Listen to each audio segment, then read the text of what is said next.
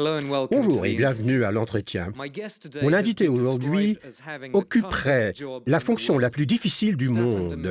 Stéphane de Mistura est l'envoyé spécial des Nations Unies pour la Syrie et sa tâche est de rapprocher des ennemis jurés, de les amener autour de la table de négociation. Récemment, ça a été impossible de les amener tous à la table de négociation pour commencer une conversation.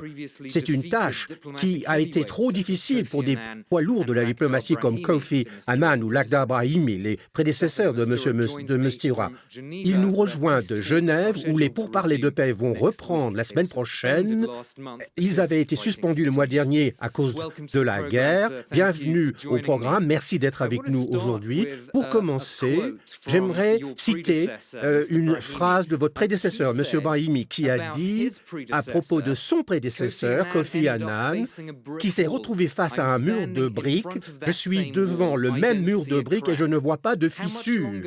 Est-ce que vous êtes prêt à patienter encore longtemps devant ce mur? Eh bien, c'est une bonne question. Commençons avec la fissure, en fait, plutôt qu'avec le mur. Il est toujours mieux de regarder le verre à moitié plein plutôt qu'à moitié vide lorsqu'on est impliqué dans une mission si complexe. Je vois plusieurs fissures. Et d'ailleurs, ce sont des privilèges dont je jouis par rapport à mes prédécesseurs extrêmement importants. Première fissure, c'était que auparavant, le Conseil de sécurité était bloqué, complètement divisé. Mon privilège, c'est d'avoir vu passer 2 résolutions unanimes du Conseil de sécurité. À leur époque, il n'y avait pas de groupe de contact. Est-ce qu'on peut penser simplement avoir l'Arabie saoudite, l'Iran, les États-Unis et la Russie ensemble dans la même pièce pendant 7 heures à Vienne pour débattre de la Syrie? Eh bien, ce sont des nouveaux développements. Et puis en plus, il y a ce que l'on appelle les déclencheurs en diplomatie. Et ils sont le fait de l'histoire, et par coïncidence aussi, et par masse critique. Je veux le dire franchement. Tout d'abord, il y a eu la crise des réfugiés, qui a poussé tout le monde, en Europe particulièrement, en tant que réveil. On peut être d'accord, être en désaccord, une opinion différente, mais la Russie, par son intervention militaire, a introduit un changement dans les termes de l'équation. C'était aussi un réveil, quel qu'en soit le résultat.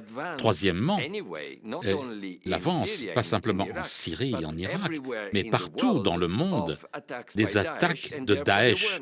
Et donc cette conscience qu'il faut avoir d'y répondre. Ce sont des éléments qui ont aidé certainement à cette dynamique sur laquelle j'espère pouvoir m'appuyer. Vous dites que ce sont des fissures, mais qui, si on examine ces fissures de plus près, ils font partie du mur, car le Conseil de sécurité des Nations Unies ont simplement masqué les fissures. La question fondamentale, c'est l'avenir du président Assad. Et sans résoudre ce problème, on ne voit pas comment on peut progresser à Genève. La deuxième chose, l'intervention militaire de la Russie a dû compliquer votre recherche d'une solution. Donc, ça n'est pas qu'une fissure dans le mur. Eh bien, là où vous voyez un verre à moitié vide, je le vois à moitié plein. Parce que ce dont on avait besoin, il fallait un engagement par ceux qui avaient un mot à dire, un engagement, une influence sur ce conflit syrien. 5 années de conflit, ça ne s'est pas produit par hasard. Il y avait beaucoup d'acteurs régionaux et internationaux qui en font partie, en prétendant que la solution était seulement politique, mais en fait, regardons de plus près, il fonctionne pour une solution militaire. Les résolutions du Conseil de sécurité, ça signifie qu'il y a eu une unité sur ces lignes-là. Sur le sujet auquel vous avez fait référence, je dirais que c'est vrai qu'il y a un processus politique sur lequel on est d'accord à Vienne et à Munich. D'abord, il y a une demande pour un ordre du jour pour les négociations à venir sur une nouvelle gouvernance, ce qui signifie beaucoup si on y regarde de près. Deuxièmement, une nouvelle constitution. Tout est sur la table. Troisièmement, de nouvelles élections dans 18 mois d'aujourd'hui, avec une supervision internationale, une supervision des Nations Unies et une participation des réfugiés et des élections qui vont traiter les problèmes parlementaires et les problèmes présidentiels. Ne sous-estimons pas l'occasion, et si on s'y tient et si on maintient une certaine cohérence, on pourrait arriver à une solution politique. Vous dites que tout est sur la table, mais j'aimerais souligner un point. Il y a une chose qui manque, qui n'est pas sur la table, c'est la question clé. Une question clé pour l'opposition à Genève, c'est-à-dire l'avenir de Bachar al-Assad. Nous l'avons dit à plusieurs reprises. Je ne sais pas pourquoi nous ne sommes pas cohérents avec ce point. Nous disons que c'est censé être la solution qui est la propriété de la Syrie. Est-ce qu'on ne peut pas laisser les Syriens décider par eux-mêmes? Pourquoi est-ce que nous devrions dire par avance ce que les Syriens devraient dire, aussi longtemps qu'ils ont la liberté et l'occasion de dire des choses? Cette occasion va bien sûr exiger un retour à la normalité sur le terrain. Est-ce que ça veut dire qu'à Genève, la semaine prochaine, si les pourparlers se concrétisent, vous allez vous focaliser surtout sur la réussite du cessez-le-feu et de renforcer la situation humanitaire? Les trois choses sont très liées. Tout d'abord, je suis le premier à reconnaître, enfin, je l'ai fait déjà, quand j'ai suspendu les négociations la dernière fois, en raison du fait qu'il y avait beaucoup de complications procédurales, et je ne vais pas rentrer dans ces détails-là, et deuxièmement, parce que l'atmosphère ne menait pas à des négociations crédibles, en raison de l'accélération des choses militaires et manque d'assistance humanitaire. Et très franchement, vous savez, je travaille pour les Nations Unies depuis 45 ans. C'est dans notre ADN. Il faut écouter les gens, pas simplement à l'environnement politique. Et le peuple syrien m'écrit des courriels et à mes collègues en disant « Monsieur de Mistura, s'il vous plaît, arrêtez les conférences baratin. On a besoin de croire véritablement à ce que cette conférence va mener. » Il faut quelque chose qui change ma vie, qui change nos vies, notre accès matériel à la nourriture et pas des bombes ou des obus de mortier d'un côté ou de l'autre. C'est à ça dont on a besoin. C'est de ça dont on a besoin de croire dans votre conférence. On a entendu cette voix-là. Maintenant, les deux côtés, les deux points, on s'en occupe. Ils ne sont pas réglés, c'en est loin. Mais regardez, l'année dernière, combien de zones sous siège ont été atteintes? Vous savez combien ont pu être atteintes? Zéro. Zéro. Combien de gens ont pu être touchés par l'aide humanitaire dans ces 18 zones sous siège? Zéro.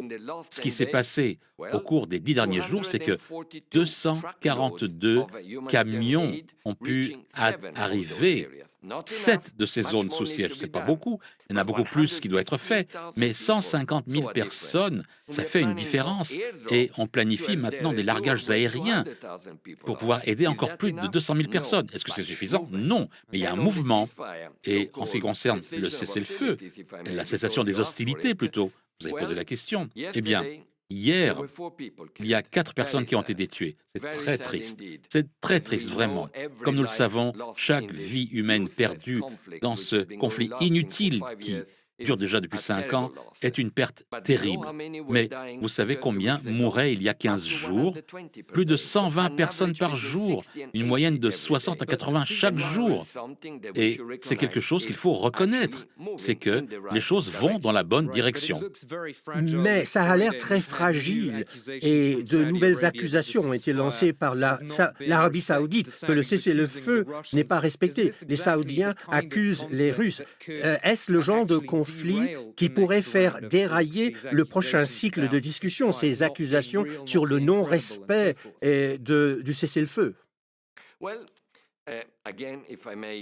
Vous savez, si je peux utiliser exciper de mon ancienneté, 45 ans, 19 conflits, je n'ai pas vu un seul conflit, un seul, plus complexe que celui-ci, qui est probablement le plus compliqué de tous. Enfin, c'est certainement celui le plus compliqué que j'ai vu, moi. Je n'ai jamais vu une cessation d'hostilité ou un cessez-le-feu qui fonctionne par magie dès le premier jour. Il y a des milliers d'armes, il y a 96 groupes de combattants différents. Il y a, évidemment, véritablement un changement dans l'attitude et le comportement grâce à ce cessez-le-feu. Nous avons les Russes et les Américains qui travaillent de concert pour contenir les accidents. Le cessez-le-feu, il y aura toujours des gens qui vont passer à travers et qui vont casser ce cessez-le-feu. Il y a toujours Daesh et l'organisation État islamique qui n'en font pas partie de ce cessez-le-feu, qui ne sont pas contentes. Mais nous travaillons de telle sorte que les deux garants, les États-Unis et les Russes, et tous ceux qui sont en contact avec eux, ils vont tenter de contenir les incidents pour que ça ne devienne pas une épidémie. Et ensuite, le cessez-le-feu pourra être déployé. En bref, les Russes disent que sans leur implication, la situation n'aurait pas été aussi dégradée. Il n'y aurait pas eu de trêve. Est-ce que vous êtes prêt à reconnaître le rôle positif de la Russie dans le processus actuel? Écoutez, ce n'est pas à moi d'accorder ou d'attribuer des mérites à tel ou tel autre des parties prenantes. Vous savez, je suis un médiateur des Nations Unies. Je ne ferai pas de jugement. C'est l'histoire qui jugera tout cela. Il y a certainement quelque chose à dire qu'une fois que les Russes ont été impliqués militairement, eh bien, je veux croire qu'ils ont senti, et je crois que nous tous, nous avons tenté de les convaincre que quand vous êtes impliqués, vous faites partie de la solution, et vous ne voulez pas être impliqués trop longtemps, parce que dans tous ces conflits, et les Américains l'ont vu en Irak, en Afghanistan, je l'ai vu moi quand j'étais là-bas, signifie que c'est très facile d'y entrer, très difficile d'en sortir, et d'en sortir avec une solution politique. Et probablement, ils y ont réfléchi beaucoup.